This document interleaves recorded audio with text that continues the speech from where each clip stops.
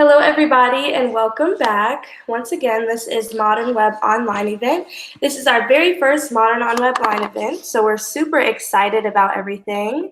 Modern Web Online is going to be a series, basically like a meetup concept, but brought to you online, so everybody's able to join, which is super awesome. And for those of you who have never been to an in-person meetup for Triangle Modern Web or Modern Web Bay, we're so excited that you now get to be a part of the magic online. Here today we have 3 experts from the AMP, Lighthouse, and GraphQL communities, which is super great. Ben Morss is going to be a developer advocate for Google. We have Katerina. Hello, everybody, and welcome back. Once again, this is which is going to be from this dot. And then we have Uri Goldshtein, which is going to be the founder of the guild, which is super great. I'm going to go ahead and go over some slides with you all. Give me 1 second to pull them up. Sorry, is that me? I think I was watching on YouTube at the same time. So there was like a weird 3-second delay. Sorry about that. It's all good, Ben. I can watch myself later.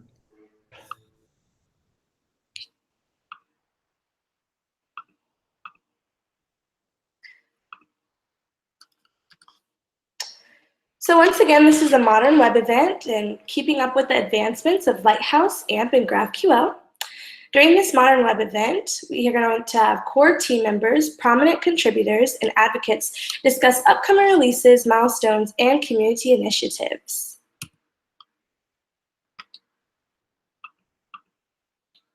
We'd like to thank This.Labs for sponsoring the Modern Web event. Without them, we wouldn't have a cool event like this, so thank you again for This.Labs.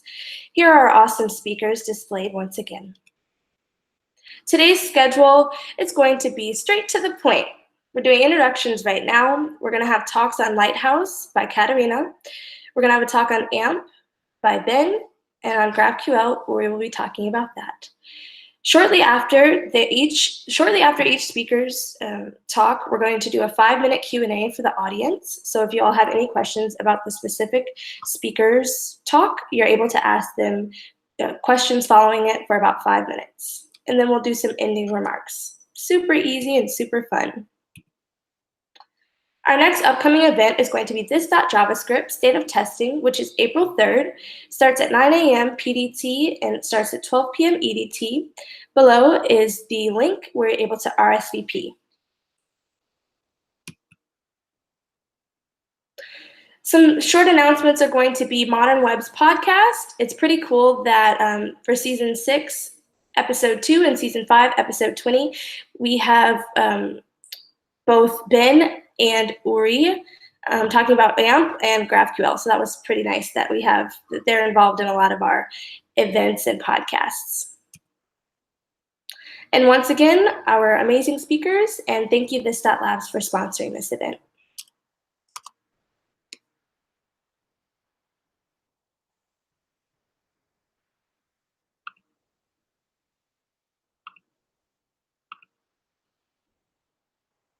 We're going to go ahead and start off with Katerina. Once again, Katerina is a software engineer for This.Dot, and she'll be covering Lighthouse. Kat, take it away. Yay! Hi, all. I'll start sharing my screen now so that you will be able to see my slides. So off I go. I've heard some slides for today. The talk I'm going to be talking about is exploring the Lighthouse, we're going to see some core features of the Lighthouse tool of the Chrome developer tools. So another good title for that talk could be OMG, I'm doing everything wrong, because Lighthouse makes you think that you're doing a lot of things wrong. Or you could be struck with I knew I was right all along, Hermione Granger type of feeling that will make you feel that, okay, I'm doing things good, and Lighthouse makes sure I do this. So what we'll talk about, what is Lighthouse really, how you can use it, and how should you use it, what audits does it offer. We're going to see it in action, and then we're going to think about what we're doing wrong and what we can do about it. So first of all, who am I? As Katerina said, I'm a software engineer at ThisDot. I'm also a Google developer expert for Angular and web technologies. I'm the co-founder of the Angular Athens meetup in Athens. I'm a web and Angular enthusiast, and I love cats and chocolates. And you can follow me on my Twitter at CyberCity. Let me hide this notification here. So, what is the Lighthouse really? So, Lighthouse, as it says on their GitHub repo, is a tool containing a beacon light to guide developers. So, actually, it's a beacon to show you if you're going the right way. It runs on your page through a number of audits to test its quality. So, let's see how you can use it, or how should you use it. Actually, there are 4 ways to use it. The first way is to go on, if you have Chrome, you go to DevTools on the Audits tab. Then there is a Chrome Lighthouse extension, but it's not the recommended way to use it. You can just use the Audits tab, which is more up-to-date and more lighter. You can use an old command line tool. You have to have Chrome installed, and then you can run it from there, and you can actually customize it and run custom audits with that. And also you can add it as a node module to your continuous integration systems. And actually, for example, a lot of GitHub repos have the Lighthouse node module installed. So each time you try to make a pull request or you do a commit, they run your code with Lighthouse, and it spits out an audit and it lets you do the pull request or not. So yeah, you can do it like that as well. How should you use it though? First of all, you should define your needs and your audience. It's not a panacea, so that means that it's not there to cover all use cases. Lighthouse checks for accessibility, for performance in flaky networks, for compatibility with mobile devices, for the ability of your app to be a PWA, like a progressive web app, for search engine optimization, and more. So you have to see what you want your app to be good at and then choose. And also, it's always good to follow some best practices out there when building things. And how should you use it? You can use it, you can check it as you go. So as you would check your application with the Chrome DevTools, you can always go on the Audit tab and see the changes that you make, how they impacts your performance, your best practices, scores, and everything. Or you can run it in your automation tools, as we said. And this will produce some results, and these results will guide you as to what you need and what you want to change. So let's see an example. So what I usually do here is I run the Google Slides through a Lighthouse audit. I've taken a video of it now so that we can see it more quickly, because it takes some time, because my internet is usually slow. So as you see, you go to the Audits tab of the Chrome DevTools, you run audits, and it emulates a mobile device because we chose to see the audits on a mobile device. And then it tries your application, as you saw, how it will look if it's offline. Let's see how it will look if it's offline, if JavaScript is not enabled.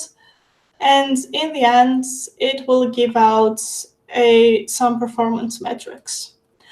So as we see here, the Google Slides application to create your slides doesn't score very well on performance or as a progressive web app, because it doesn't need to. So what does this tell us? That you don't always need to score best on everything, but it scores great on best practices and accessibility and search engine optimization, because it finds these things important. So as we said, you choose as you go. What audits does Lighthouse offer? Let's see all the audits one by one. We have 5 different audits: performance, progressive web app, accessibility, and I love it, that's why I say it works, best practices, and search engine optimization. Now we're going to, there are a lot of different points that modify your score, but we're going to look at some of my favorites. And you can always go on the documentation and look at all the rest. So first thing you can check out is what's your CSS. You can defer your end-use CSS. You can tree shake your CSS. so that your CSS is lighter, and this really picks up the performance score of Lighthouse. Also, another important thing is that you can include critical for render CSS rules in your head. So what does it mean? Like some general font rules, like if you want serifs or not, or some initial sizes for the first things that your user sees on their page. You can add these rules at the top of the head so that your app doesn't have to wait for CSS to load in order to have a first meaningful pane that makes some sense. And then also minify your CSS, because Lighthouse will check that as well. Also pay attention to the fold. So what is the fold? As we know, below the fold content is content that is not visible on first load. So what you can do is you can lazy load resources that are not visible at a point when they are about to be visible. And you can use Intersection Observer or your favorite framework's lazy loader to take care of that. And we'll see an example now of what I mean. So say that this, I'm going to give you a link for this sample application I've made to demo this presentation today. So say you have this application, this website, that is quite long because it's on a mobile. So if you're on a mobile device, this is the above the fold. So this is going to be visible at your users' mobile phone screens. These are things that are below the fold, resources that are below the fold. So it's like a Twitter widget and 2 large pictures. So what you can do is you can add an intersection observer here that will track a pixel or something. So when the user tries to scroll and this pixel is intersected, then your application can load this resource. And then as they scroll on, if this pixel is intercepted, then they can load these pictures. So this way you can take care of the lazy loading and not damage your performance. Another thing you can do is image optimization. So you can optimize your images. So just look out for enormous images and serve only sizes that your users would see. So if you have a small image, don't serve a large image and just make it smaller with CSS. Serve a smaller image from the beginning. And then use next generation formats like WebP. And you can use the school shop to do that, which is awesome. And also check your painting time. So Lighthouse produces this timeline of how your application looks in the milliseconds that it is loading. So as you're seeing that, try to have things that are meaningful on the first milliseconds of your application, and load heavier things like YouTube videos or Twitter widgets below, more lower, so that somebody that goes on your application first time, they can see something at the first glimpse. As far as progressive web apps are concerned, you have to have a manifest JSON file so that your application can be considered a progressive web app. What is the manifest JSON file? It contains metadata associated with the web application, like the web application name, the links to icons that are going to be used on your application's home screen, and the preferred URL of your application. And then it contains things like default orientation or display mode, if your app you want to load on full screen or not, or portrait landscape, sorry.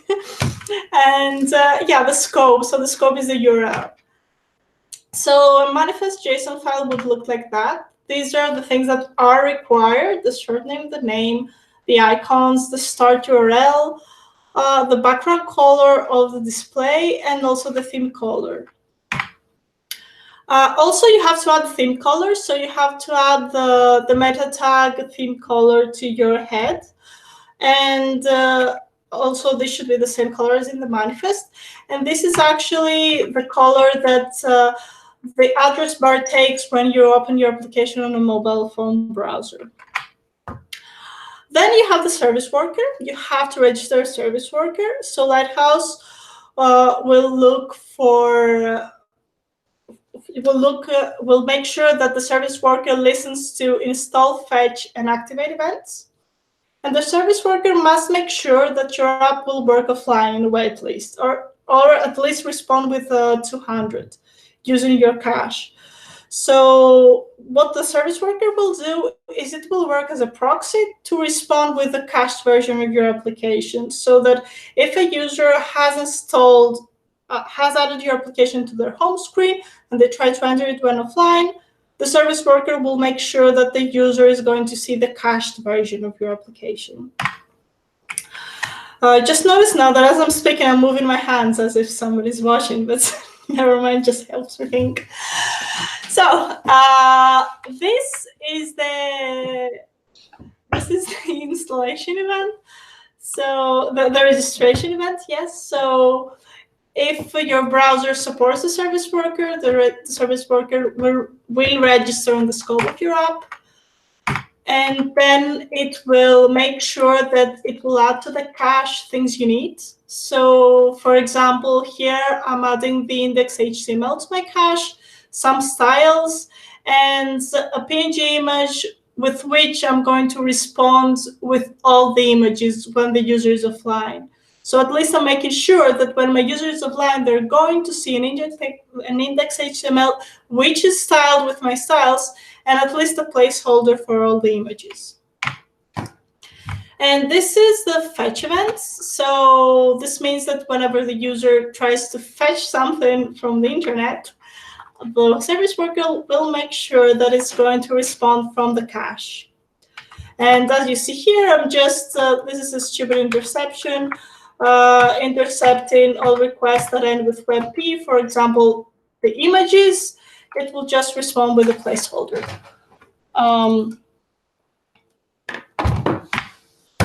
Another two little things for your app to be a PWA is to be served. It has to be served over HTTPS because the service worker requires HTTPS. And also, if everything is right, the user will be prompted to install a web app. And well, for everything to be right, everything that we said has to happen, and also the user has to engage enough with your application in order to be prompted to install it. So this is how a progressive application would look. The address bar would have the theme color, and a prompt would come up to add the application to the home screen. And ideally here would be the icon of the application that the user would use. So the favorite things from accessibility, my favorite things from accessibility is, so accessibility I think is the easiest thing to do right, but you might be doing it wrong just as easily. Lighthouse will check how screen readers interact and understand your application. And it will check if screen readers can engage with your application fully. So the first thing that Lighthouse will check is the naming of your buttons. So you have to give your buttons and your links a descriptive name. So for example, in your A tags, you have to add a more descriptive name than here and there and this. So Lighthouse will check in A tags if the text is this, here, that, and it's going to red flag for that. Also, it will check for ARIA attributes, accessible rich internet application attributes, and also for roles. So take care of your clickable elements and make sure that if you have clickable elements that are not natively clickable, like the button or the link tag, the A, make sure that you add a role button and a tab index of 0 so that it is accessible with keyboard navigation and they are focusable. And also we have best practices. There's lots to do, but mainly just common sense. Don't use dangerous things like document write or deprecated APIs or libraries with known vulnerabilities, and like avoid notifications on page load or videos that autoplay and things like that. Also, search engine optimization. You have to add a description meta tag and a title meta tag and a canonical link tag. So let's see it in action. So what I did here was I started with an application. Wait, where are we? So I started with an application that is just a plain simple application. It's just a plain HTML. Let me zoom in. It's just a simple HTML, and I just start building on it. So on the first run, if we run this plain application with HTML, with large images, JPEGs, and images that are so large that they take forever to load, and source and things that click but don't have the correct role, and I passed it through Lighthouse. And let's see how it scored. So, okay, I think I have it somewhere. Yes, here. So this was my application. I passed the audit of Lighthouse, and the result. So as you saw, it responded with the dinosaur when it was offline, and it scored awfully on Lighthouse. So let's see these scores again. Yes, so it's not a progressive web app in any way because it doesn't have anything. It doesn't perform well because the images are large. It's not accessible. So then, on the step 2, going to be real quick. I added some more things in my index HTML. I changed all the images to WebP, for example, as you can see here. And just this small change, just by making images smaller, gave me a better score on Lighthouse. So again, let's not see the whole thing. Let's just jump to the scores right away. Yes. So instantly, the performance jumped up to 91 from 65 just by making the images better, and the progressive web app as well, because the application now is lighter. Checking out step 3. As you can see here, I added a theme color, a description. I don't know if you can hear my cat mewing, but I'm going to throw her out if she goes on. Adding a canonical link URL and some more things that make sure that it's more SEO compatible. So let's see, with these small changes, how much better it becomes. Let's go to the... So instantly, the performance is almost 100%. We're a bit better on the progressive web app, accessibility 100%, because, yeah, what I didn't show you was that we added to the clickable elements, ARIA roles and everything. So as you can see, by making very small changes and very small additions, you can really, really improve your app's performance and your user's experience. So in the last step, I think the only thing that I have added is the service worker. So let's see the service worker.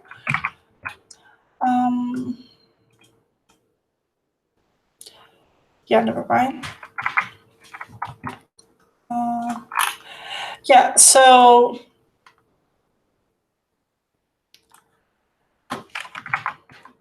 you're going to see in the last video that in the application, a service worker now is installed. And as we're running the audits, it's very good at most of the things. The low scores are because I'm running this on localhost, and localhost is not HTTPS, so it punishes me for not using HTTPS. But enough of this. So as you can see, by making very, very small changes just on an index HTML, and just by adding some ARIA roles and a service worker, you can really, really improve your application's experience and your user's experience and your application's performance. So what do you do now? Chances are you're not doing everything wrong, and you can really improve things by making very, very small changes, your habits. But first of all, you have to define your goal, because not all audits apply to every website. Think of your use case scenarios and think of what exactly do you need. And not all pages are for everyone, so you have to recognize your audience or your users. So what? So start using Lighthouse not as a single source of truth, but just as a general guide pointing you towards a general good. So if you want to read more, I'm going to give you some links in the end, and I'm going to publish the slides. So here are the slides if you did anything. And I think we're going to post them in the comments. So I'm going to stop my screen share now. Okay, hi. I'm right on time, I think. You did great, Kat. Thank you so much for Thank that. you. And all of Kat's slides, links, or any tips or tools that she decides to share with everybody, we'll go ahead and put that in the description below. And now we'll have Ben up next. Ben, go ahead, take it away. Okay, sure. Let me go ahead here and show my slides. We're going to have questions at some point, aren't we? Or is that going to happen at the end of all of this? Not after each individual talk. Yeah, so as of right now, we did not have any questions for Kat, but if we do after your talk, then I'll go ahead and Kat can answer those questions after you. I'll be less clear than her and more confusing, so I'll get plenty of questions. I loved what you kept on smiling. It was a lot of fun listening to your talk there about Lighthouse. All right, let me see if I can share just the right screen. I've got about 12 Chrome windows open over here. And let's see if I can get the right one shared. And let's see if this does anything useful. Ooh, that's my slides. You can no longer see me, right? Just my slides. Yes. Wow, okay, this is magical. Okay, there's my slides. So this is me. My name is Ben. I am a developer advocate at Google, as you were saying before. I realized this is in Portuguese, so I admit that I kind of took some of these slides from other things I've done before. And a few of these slides were from a presentation I gave in Brazil at Brazil.js. I'm actually right now wearing my Brazil.js t-shirt, but you can't see it because I'm not visible anymore. But just trust me, I don't even know Portuguese. Someone else did this. It could say anything about me. But anyway, some of this was given before Brazil.js, but most of this is new stuff. Anyway, I'm here to talk to you about AMP, also called Accelerated Mobile Pages. And, oh, you can see what it's called. There it is, Accelerated Mobile Pages. And you may know why AMP exists. You may know what it is. We're just going to review it a little bit over here, what it is and why it was invented in the first place, and then talk to you a little bit about what it is, how to use it, and then some more advanced features. I planned to live code an AMP page for you here, but there's so many things to discuss with AMP that were not well known publicly that I thought I should do that instead of trying to live code and taking the risk of doing that. So you saw the talk that you just gave about Lighthouse and why speed is important. Many of you on this talk know why performance matters, but this slide over here should show you really what I mean. This is why speed, oh, hold on a second, sorry. Isn't that an awkward moment? Don't you feel like this is like one of those horrible presentations where the guys or girls or boys, whatever, slides aren't working or the Wi-Fi isn't on or something? And this loading spinner is really awkward. It makes you feel like something's broken, something's wrong. It gives me hives just seeing this. So instead of showing you a lot of stats about why speed matters, this is it. Users shouldn't be seeing this loading spinner that often, not for more than a second or two, because they're just going to do something else. If it's on their phone especially, they're just going to go do something more convenient. They're going to play some sort of game or something. They're not going to look at your website. So don't do this. Make your sites fast. One of the ways you can make your sites fast is by using AMP. What is AMP? AMP is this open source project run mostly by Google, although these days Google has given control of AMP to a consortium of developers and people from different companies who all have interests in using AMP. So Google started it for publishers, but the idea really is to make this open source thing that just makes the web better, that helps people to have faster sites, and ideally makes things easier for developers, both more advanced developers and beginning developers, to make nice sites that work well for users and are also, again, not as painful for developers. Let's see what AMP actually is. AMP is a couple of things here. First of all, AMP pages are just web pages. It's just HTML, JavaScript, CSS, the usual stuff. The HTML, though, adds new tags to HTML. So HTML, I think, is now 30 years old as of yesterday. That's when the web was invented. And when it was invented, web sites were more basic. They didn't have things like image carousels where images can be slid around the screen. They didn't have interactive menus. They didn't have Twitter embeds. There was no Twitter back then. The web has expanded a lot, and making the web what it is today requires a lot of JavaScript, which is fine, but it's just kind of harder for most people to do that. AMP uses web components, where some of the functionality you want but doesn't exist in HTML is given back to you via web components. So it adds tags that weren't part of HTML before, but are part of AMP HTML. It does this by having its own JavaScript. There's a JavaScript runtime that runs AMP that controls the page, and there's JavaScript that controls individual components you add via these special AMP tags.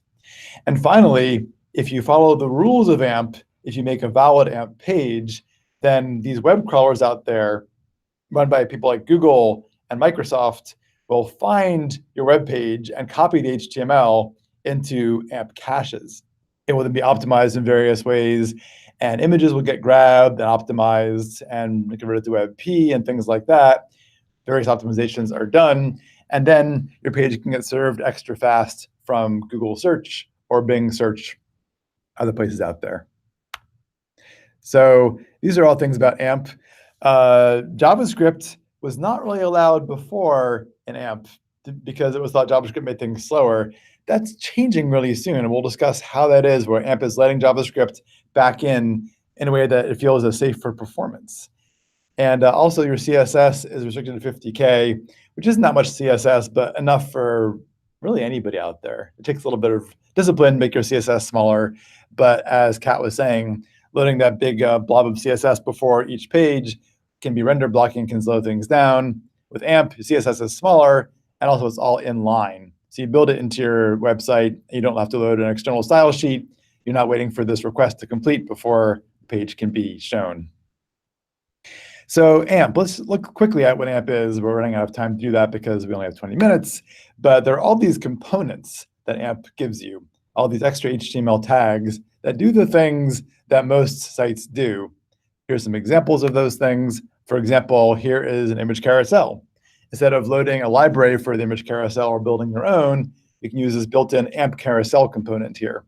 And this is all you have to do, AMP carousel. You give it the size. You choose the layout type. There's various types that are possible. Responsive means that it'll be responsive, of course, which means that the container around this image carousel, as the container expands and contracts, so will the image carousel. That's all automatic for you. You also can have a carousel that doesn't actually do that. There's various layout options out there. You can choose some options over there like autoplay, and then have these images in there, and there's your image carousel right away. Some things to note about this. Notice that the width and height are specified over here. This is true for all AMP objects. One of the problems with the web, on mobile phones especially, is that as things load in, like images, ads, video embeds, whatever they are, as things load in, they suddenly load and they have a size, whereas they had no size before. And then things that are above or below that will move around. So you're trying to read some text or click on a link or do something, and suddenly everything shifts around. This can happen several times during page load. It also slows things down.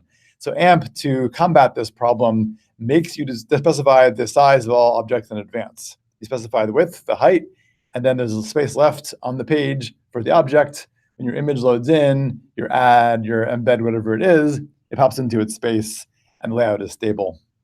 Notice also that lazy loading is built into AMP. So some image carousels, most of them will load every image concurrently, including things that are well off the screen, won't be seen for a while. AMP will automatically lazy load things that are off the screen. So it just loads things that are on the screen or near the screen, and then everything else gets loaded as needed. So there's an image carousel. Something else that AMP gives you, another example of a component in AMP, is the AMP sidebar, useful for containing menus. This is a sidebar that pops out of the right or the left side of the screen, and simply you say AMP sidebar, you give it your usual menu stuff there. There's our unordered list with line items in it, and there you go, a sidebar. One more example, finally, of AMP in action. Here's a YouTube embed. Again, there's no putting someone else's JavaScript on your page. Use AMP YouTube, specify the layout type, whether it's going to be responsive or not responsive. Give it the size in advance, because again, all objects in AMP declare their size in advance. Provide the YouTube video ID, and there it is. There's how AMP looks in a nutshell, a very, very quick nutshell. So AMP is known for making static sites happen for publishers. Since it was created, though, it's become useful for all kinds of other purposes. It isn't just used on mobile phones, it's used on desktop devices, and it also can be interactive now. There's several components that allow interactivity in AMP, which let you do pretty much the interaction needed for most web pages out there.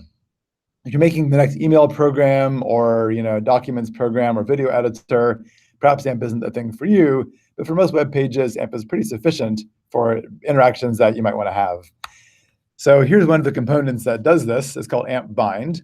And you've seen binding before if you're familiar with Angular or React or other frameworks out there. It lets you change the page content in response to user actions by using expressions and binding. Here's an example of how AMP bind would look. Sorry, that's not an example of how it looks. These are the 3 steps involved: state, bind, and mutate. Let's go through those things in turn. So first of all, let's say you have a state called team with a property called star. This was given in Brazil, this part over here. So we chose somebody known in Brazil, Ronaldo, the great soccer player, or as they call it, football. So we have the state variable called team with a property called star. I'm going to pause to drink some water. You can't see this, but it's actually happening right now. Sorry, that's better. OK. There's a state variable called team with a property star. Next, we bind this to something in the DOM. So in this case, we are binding this to an expression. Notice that little thing in brackets called text. This is not a standard HTML attribute, but this is something that AMP recognizes and uses to change what's inside that paragraph tag there. So notice the paragraph tag contains Hola Ronaldo, but it will change when that team.star value changes to the expression Hola, in quotes, plus team.star. So that's bound to that DOM attribute. Then we also bind a DOM element action to a expression as well. So we'll make a button here. When this button is tapped or clicked, you then set the star property of the team variable to Ronaldinho, another soccer player, for those who aren't Brazilian, or for me, you don't know these things very well.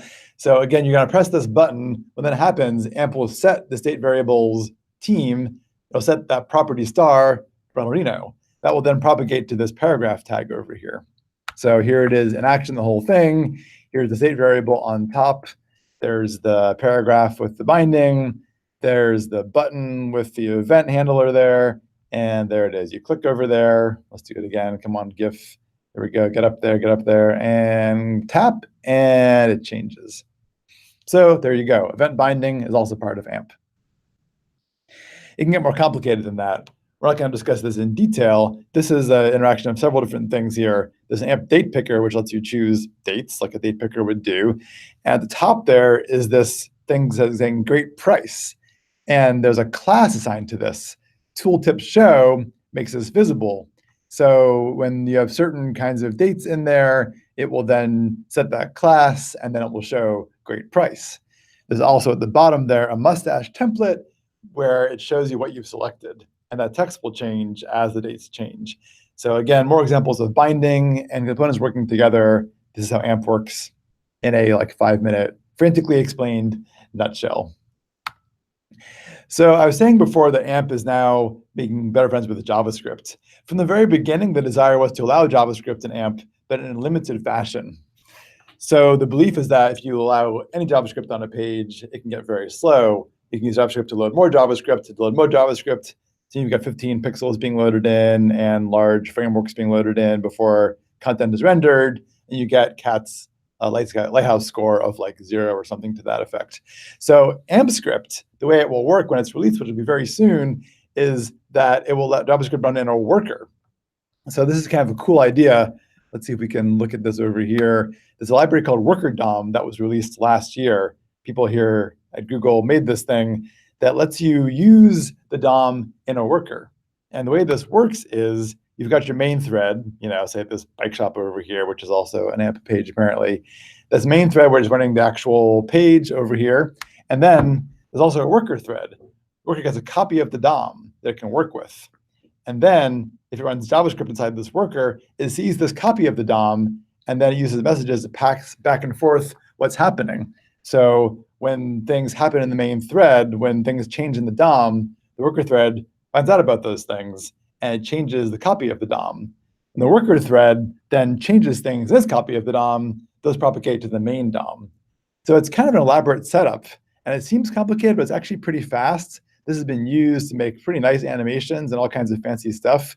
The idea being that JavaScript, people believe in some cases, should be somewhat restricted in its power, so it can't go crazy and take over your page and make things really slow. So AMP has control of your JavaScript. It doesn't run on page load, it runs on user action. And if it ever goes crazy and does too much stuff, AMP can always throttle it because it's in a worker. So there you are. There's a way to use other kinds of JavaScript in AMP. If the components that are built in don't do what you want, if you want to use Preact, for example, or other frameworks in AMP, these things can work in this AMP script context in a worker. Let's discuss one more thing here before we stop discussing AMP.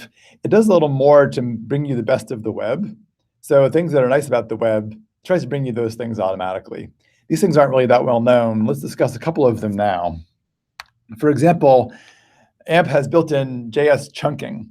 So if you want to have performance be really good, you want to have JavaScript not execute all the time, JavaScript can block the main thread, it can be running, and things can't happen at all on the page because JavaScript is running.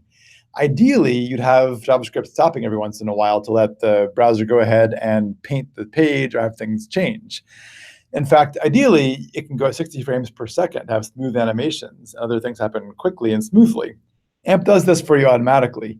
Every 13 milliseconds or so, it will pause for a few milliseconds, whatever JavaScript it's doing, to give a chance for the browser to paint the page or do other important things for the user. This is built into AMP.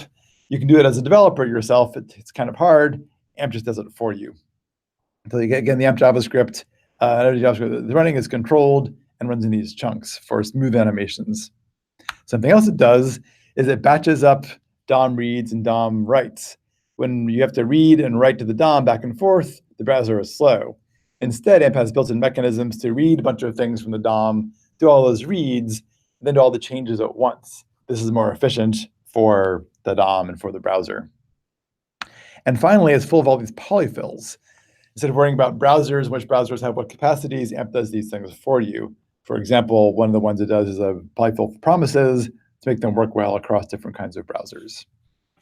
Something else kind of cool that AMP includes that isn't well known is DOM streaming, also part of AMP. I have used this myself. It's pretty cool. You may have seen this article by Jake Archibald. He found a hack where you can use iframes to stream content into the DOM. Instead of a page loading and then being rendered, things can stream in gradually through an iframe. AMP supports this as well. If you're using AMP in shadow mode, you can stream content in, which is kind of neat. We have a demo that does this called amp.cards, where AMP is embedded inside a progressive web app, and the content streams in. It's kind of neat. More things AMP is doing to make life better. People complain sometimes, including people that make AMP or invented AMP, because there's a cache. So sometimes you get to see, instead of your URL, this elaborate google.com URL. No one loves this about the AMP thing. It's better to see your own domain instead of someone else's domain because it's your domain. So there's a thing called web packaging that is being tested right now in Chrome, also called signed exchanges.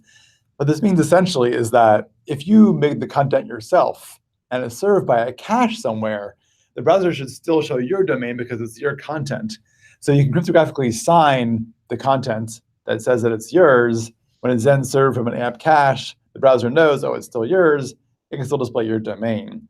Not only is it better for the user, it's better for you, and it solves various problems with different domains serving your content, and then your own stuff is third party, and there are cookie problems now on Safari with this kind of thing. So it's going to solve a lot of problems.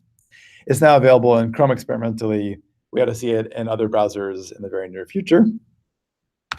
Also, we have a new site for AMP. We had 3 sites before. Now this is in beta. Check it out, amp.dev. It's got new examples on it, how to use AMP. It's got templates you can use. And pretty soon, it's going to have some amazing coursework you can use to take AMP, to learn AMP as if it was a course. They're very complete. They're full of exercises and useful things and all kinds of nice ways to learn about programming and the web in general. And our friends at This Dot helped create this. And Kat also helped create this. Thank you, Kat.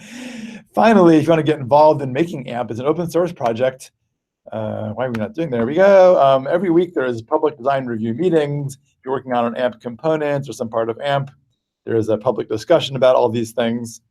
There's various people that work on AMP there in this room over here. And if you want to get involved, there is it is on GitHub. There's also a Slack channel you can go to get involved, to learn more, to help make the web better. 20 minutes and 9 seconds. That's pretty good. I'm going to unshare now. Hold on. Oh, there I am. Okay. Here's the Brazil JS t-shirt. Perfect. Thank you very much. Thank you so much, Ben. It looks as of right now, no questions for you either. So we're going to go ahead and move on to Uri. Thank you so much, Ben. Yeah, thank you. Hi, everyone. Can you hear me? Yes.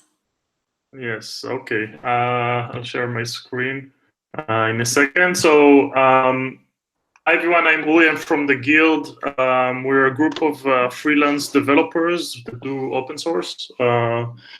And today I'm going to try to do actually a very quick overview on GraphQL, but more I want to talk about one specific subject, and I want to do it quick. Basically, what server framework you should use when you are working with Node and GraphQL. Because that's just one subject that I feel that people, when they go into GraphQL, they're getting a bit confused, and there's more and more blog posts about this direction or that direction, and a lot of those blog posts are being done by people that they have their own interests or their own opinions. So I wanted to give a very top level overview. So let me share my screen.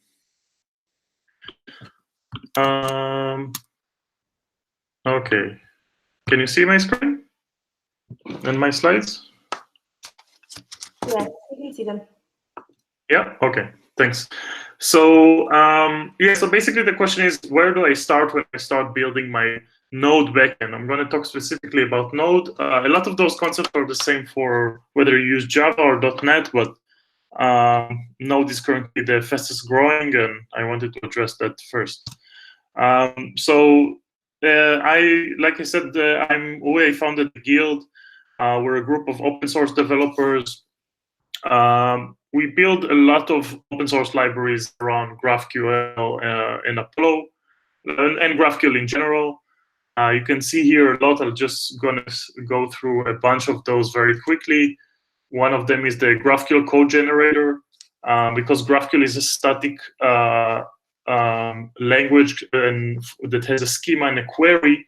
We can actually generate code very easily from it. So we can generate ready-made TypeScript typings. We can generate ready-made React components with TypeScript or Flow.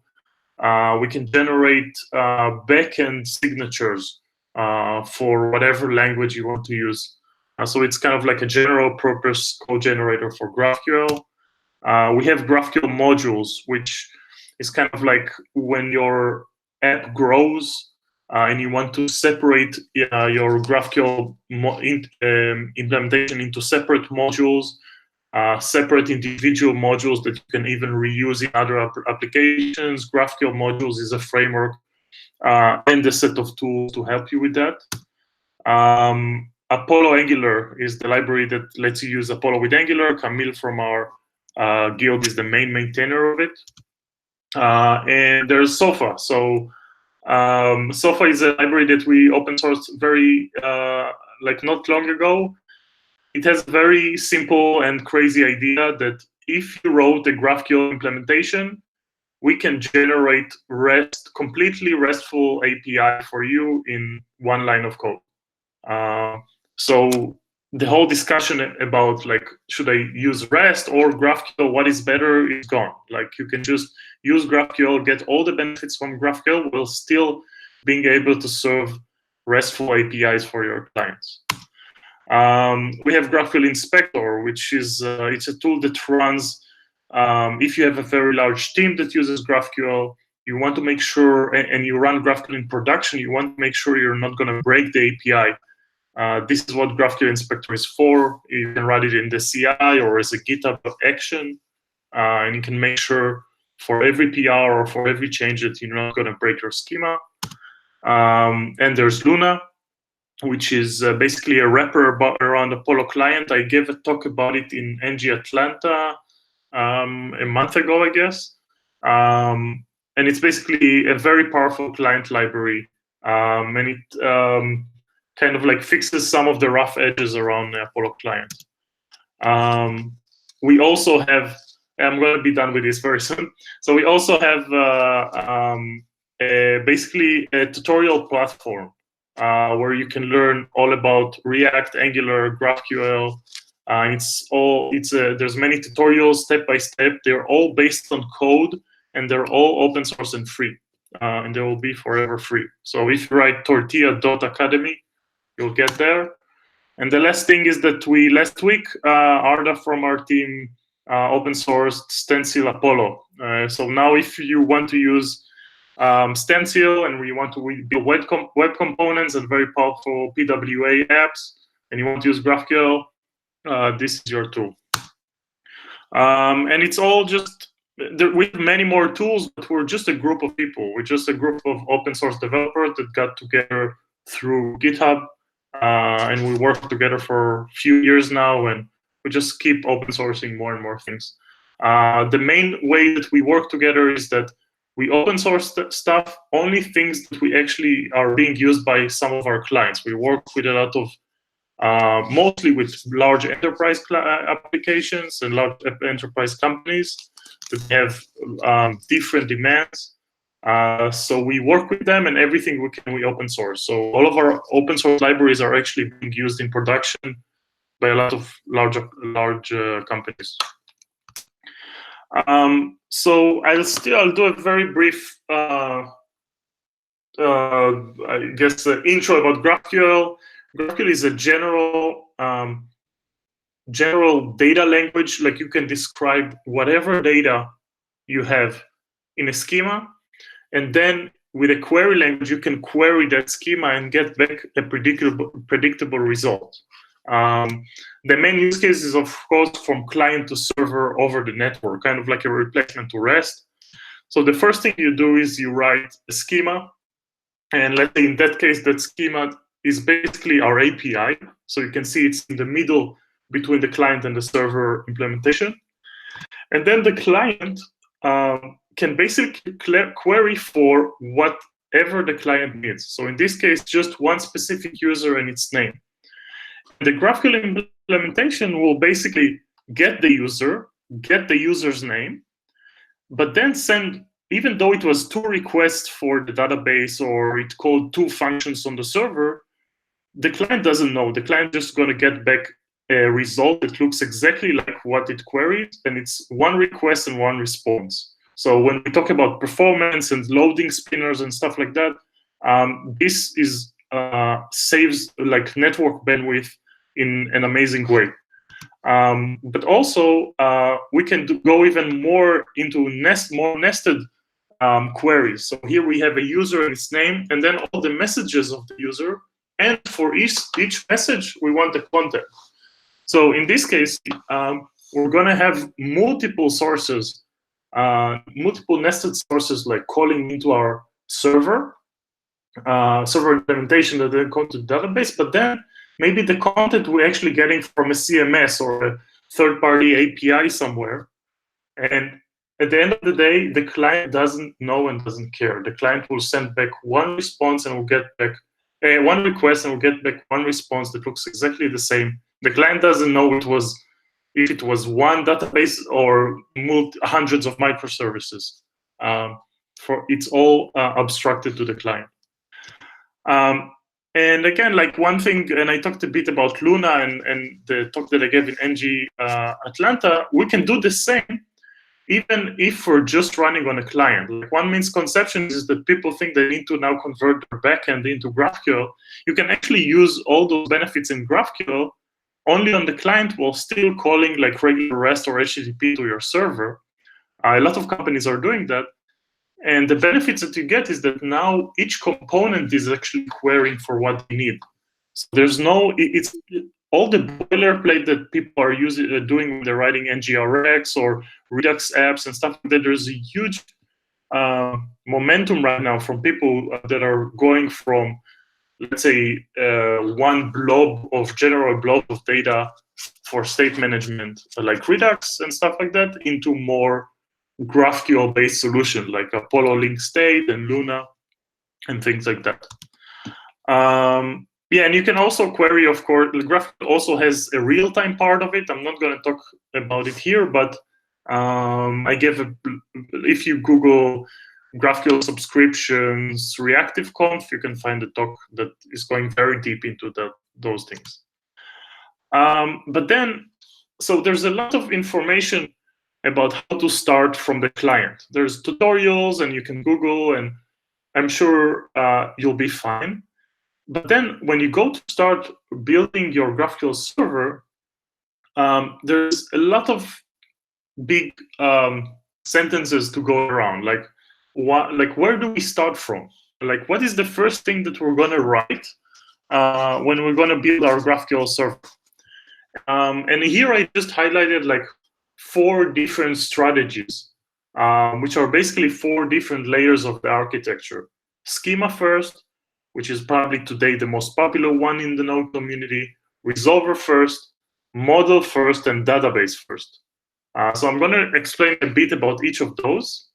But then there's other 2 concepts where you need to choose from, which is SDL or schema first, versus code first, which I'm going to talk also a little bit about. So basically, all of schema first, resolver first, model first, and database first are basically different layers of your architecture. So if I'll go back again to this drawing, here we have this like GraphQL middleware. I don't know if you see my cursor, but we have this GraphQL middleware. Here is basically where we define the schema, the API, and the resolvers. The resolvers are those small functions that are basically telling, for each type of the schema, run some function. But later on, you can see here we have some kind of a server implementation, and we have a database, which a lot of companies do have. Now, the question is, where do we start? Where do we start describing our application? Let me go back here. So a lot of times we start with schema first. Schema, the reason is schema describes the API. So who is consuming our app and what we expect to get, which is very nice to get to start with. Also, the GraphQL schema language, which you can see here, is extremely simple. That's kind of like why a lot of people are using that solution. They want to start from that. But basically, the layer underneath that is the resolvers. Resolvers are small functions that are correlate to types from the schema. And all they do is basically, those functions are saying how to fetch the data that I want. So, for example, I have here a type message and a field content. And what I do in the resolver is basically I'm just saying how to get a content of a message. It's a very simple function just to connect a type into the data source. Now, but what you can see here is that we can write all our code inside this content function. But this is not a best practice, because if you're coming in from an MVC architecture, you still have your model, your M in the MVC. And so here you can look at like the schema and the resolvers as kind of like a replacement from the controllers for the, and the controller will call our data model. So again, here, I'll just skip something here. What I'm doing is from the resolver, I'm calling the model. The model is basically a representation of the data on my backend. and it might call a database, it might call a REST endpoint. But what I've done here is that I separated the logic of the resolver from the logic of my models. And then later on, I actually have, what I'm doing here in that specific case is that I'm calling a database. So I'm basically taking an SQL query and grabbing that information from the database.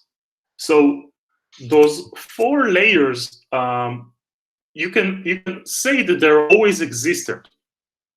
But some frameworks are trying to make it easier for us. So if I have a very complex applications, probably I'll write my schema, I'll write my resolver separately, I'll write my models separately, and I also write my database layers separately. So those are always separate, and that's fine. But when I have a more simpler applications, I might actually write one of those, start with that, and then generate the rest of the layers. So this is just like a small overview of like the possibilities and the different names that we give things. And now I'm just gonna like go through a couple of like leading frameworks and maybe demonstrate what are they doing in that context.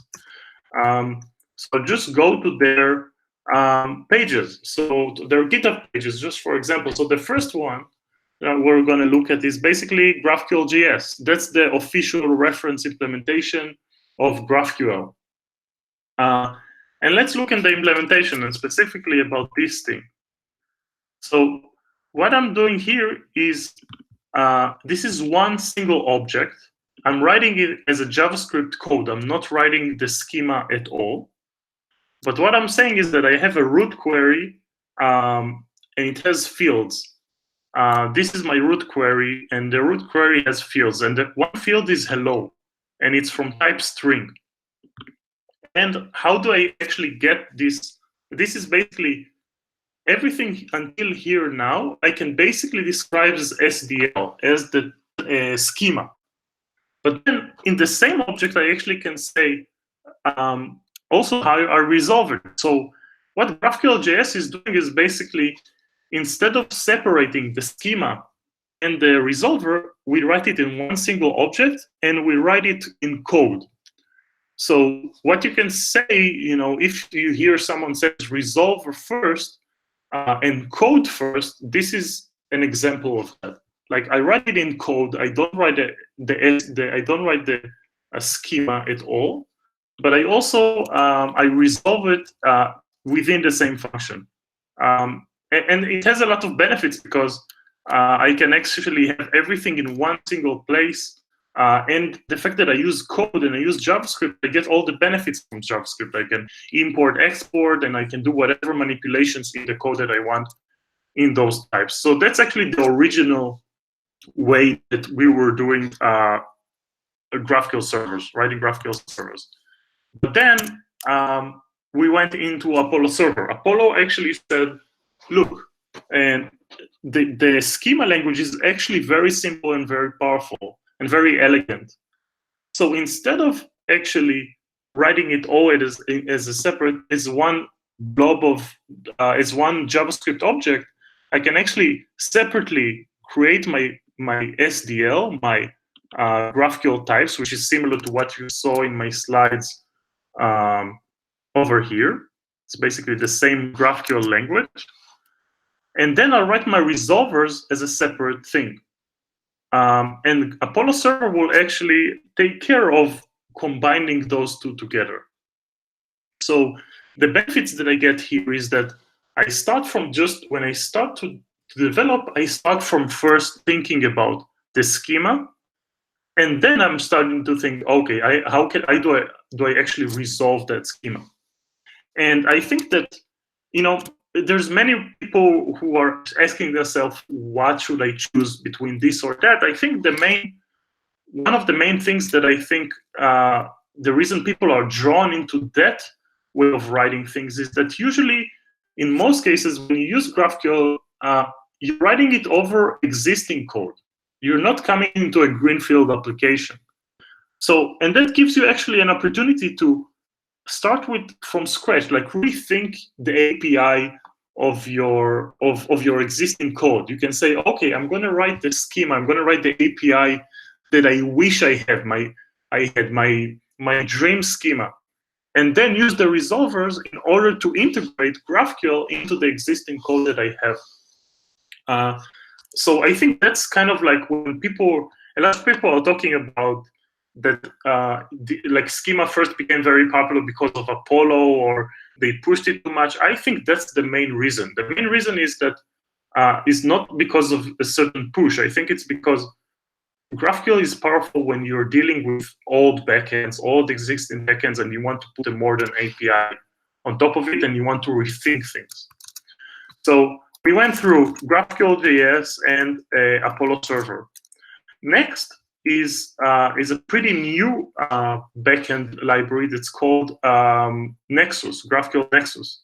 And the idea here, as you can see, it's pretty similar to GraphQL.js. It's like we went back in time. We describe in one JavaScript object, we describe the schema, and we say it's a string, and it's the name is hello, and then we also describe how to resolve it. So at first glance, you're like, okay, this is basically GraphQL.js. But what Nexus does is Nexus also uses TypeScript to generate behind the scenes, to understand the types of those things. And then you get your auto-completion and things that you currently don't get with GraphQL.js. Like you basically get the power of types with TypeScript, but also even if you use JavaScript. So that's kind of like, that's a new framework. And again, the idea here is, first of all, it's code first. So you don't see here a schema or an SDL. And it's also, I would say, like you can call it resolver first or something. So you don't describe separately the schema and then the implementation. But I do think actually that you do have the option to. So with Nexus, you do have the option to define the schema and the resolvers separately. Now, the next framework that I'm going to talk about is also a bit similar into that, in the same idea where we want to use, we don't want to use the way that Apollo is using the first of all the schema and then the implementation. I'm going to talk about type GraphQL. Type GraphQL, if you're using TypeScript and you're very familiar and you like the decorators functionality of TypeScript, this is what you want to look at. So the idea there is, again, instead of describing the schema, what you see here is the GraphQL schema language in SDL. You actually use TypeScript. So you describe the schema as a TypeScript class. And here is that the same class how you do it. So you basically say in type recipe is a class recipe, and you say it's an object type, and you decorate ID as a field. So so the framework knows that basically the framework will take that and generate this, will generate the SDL. But that framework, by the way, still separates resolvers and schema. So you can see here that I still describe the schema separately, and then separately I create a class for resolvers. And again, this is just a regular TypeScript class, but I'm decorating it and saying to TypeScript, look, this is a resolver, and this specific function is a query function. So this basically translates, if we're going to Apollo server, basically translates into that. So if you're more feel comfortable with those types of work, then you can go. So if I would describe this framework, it's code first. It's highly opinionated TypeScript. So you want to use decorators and all those things. But you get a lot of powerful things when you do that. Like you can decorate and add a lot of metadata over those things, including sometimes kind of like merging your ORM code together with other definitions. So this is also an interesting library to look at.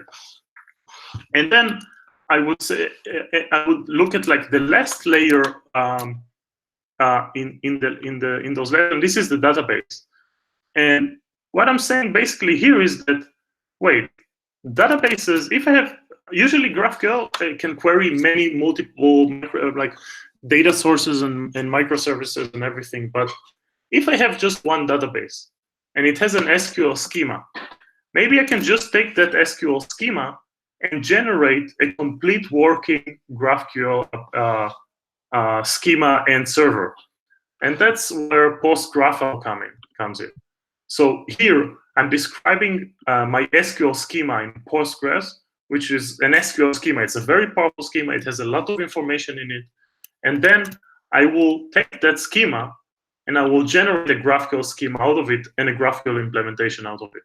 So if you are using one single database, this is very powerful together with another tool that uses the same basically the same strategy of database search, which is Hasura. And Hasura, you basically describe your schema. In this case, you describe your database schema or Postgres schema as a wizard with an editor and everything, which is really nice. And they will generate a complete working backend for you together with live queries and subscriptions. And it's a very powerful solution as well. Yes, so I think that's basically kind of like the overview that I wanted to give. I wanted to do it very basic and very high level. Just wanted to throw names in there. I'm preparing like a deep dive talk and a deep dive tutorial about all of those things.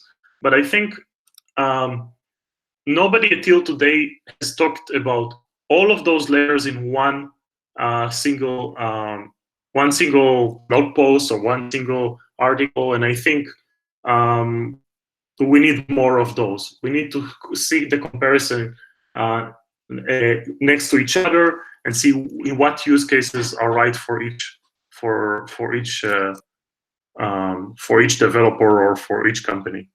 I think that's it for me. Perfect. Thank you so much, Uri. It looks like nobody has any more questions still. So everybody feel free to ask Ben, Katerina, or Uri any questions after this. All of their social media and how to find them will be in the description below. And I will have them send me the links to their slides or the files so that you all can see all of the tips, tools, and slides. So once again, thank you so much, Ben. Thank you, Katerina, and thank you, Uri, for being here. Thank you. Thanks for having us. Thank you for having us. Yay! I know it's late where Katerina and Uri are, so thank you guys for joining us once again. Thanks. Bye, everyone. Have a good one. Bye. All right, thank you. Bye. Good night.